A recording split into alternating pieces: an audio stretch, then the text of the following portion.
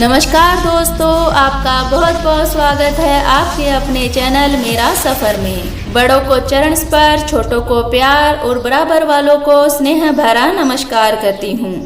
दोस्तों, आज मैं आपको निर्जला एकादशी की व्रत कथा सुनाऊंगी।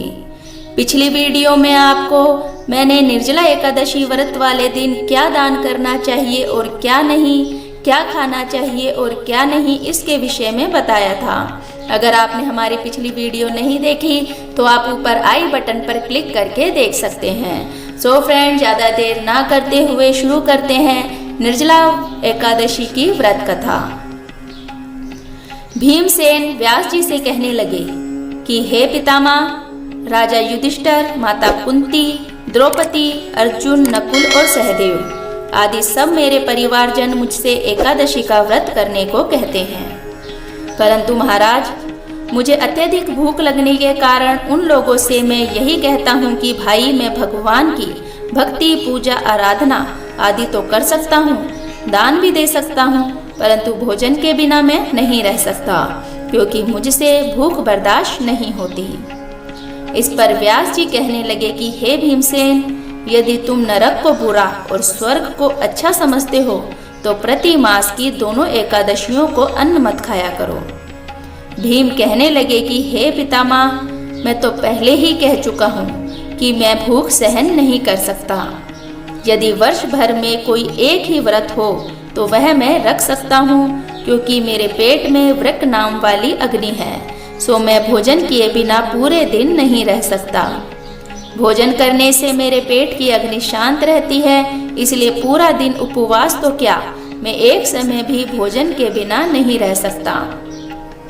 इसलिए महामुनि, मैं पूरे वर्ष भर में केवल एक ही उपवास कर सकता हूँ, जिससे स्वर्ग की प्राप्ति सुलभ हो तथा जिसके करने से मैं कल्याण का भागी हो सकूँ। ऐसा कोई एक व्रत निश्चय करके बताइए, मैं उसका यथोचित रूप से पालन करूँगा। तब श्री व्यास जी कहने लगे कि हे पुत्र, बड़े बड़े ऋषियों ने बहुत से शास्त्र आदि बनाए हैं, जिनमें थोड़े परिश्रम से ही स्वर्ग की प्राप्ति हो सकती है। इसी प्रकार शास्त्रों में महीने दोनों पक्षों की एकादशी का व्रत मुक्ति के लिए रखा जाता है। व्यास जी के वचन सुनकर भीमसेन नरक में जाने के नाम से चिंतित हो गए और कांप कर कहने लगे कि अब मैं क्या करूं? महीने में 2 व्रत तो मैं नहीं कर सकता। हाँ, वर्ष में एक व्रत करने का प्रयत्न अवश्य कर सकता हूँ। अतः वर्ष में एक दिन व्रत करने से यदि मेरी मुक्ति हो जाए तो कोई ऐसा व्रत बताइए।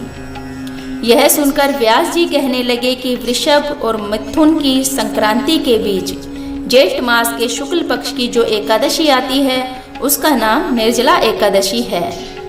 तुम उस एकादशी का व्रत करो। इस एकादशी के व्रत में स्नान और आचमन के सिवा जल वर्जित है।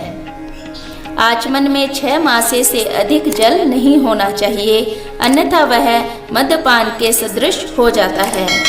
इस दिन भोजन नहीं करना चाहिए, क्योंकि भोजन करने से व्रत नष्ट हो जाता है। यदि एकादशी को सूर्योदय से लेकर द्वादशी के सूर्योदय तक जल ग्रहण ना करे तो उसे सारी एकादशियों के व्रत का फल प्राप्त होता है।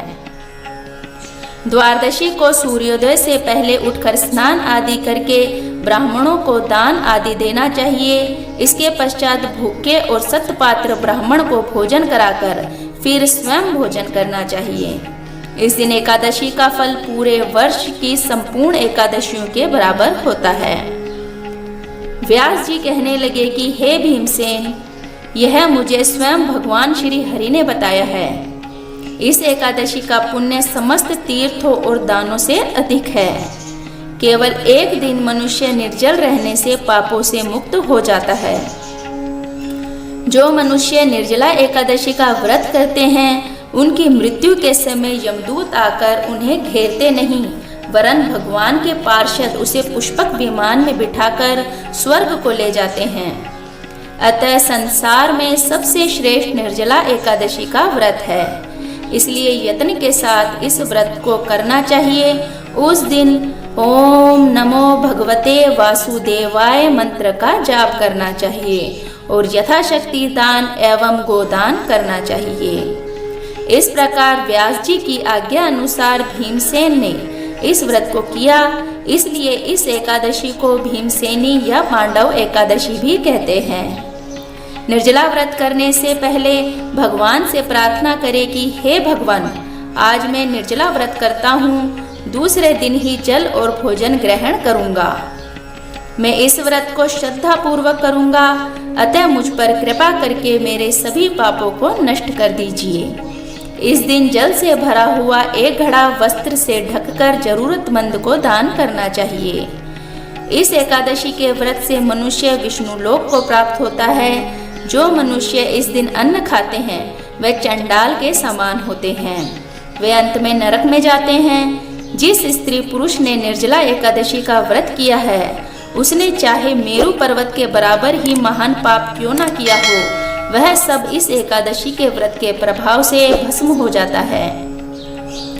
जो मनुष्य उस दिन जल के नियम का पालन करता है वह पुण्य का भागी होता है। उसे एक एक पहर में कोटि कोटि स्वर्ण मुद्रा दान करने का फल प्राप्त होता है। अतः निर्जला एकादशी को पूर्ण यत्न करके उपवास और श्री हरि का पूजन करो।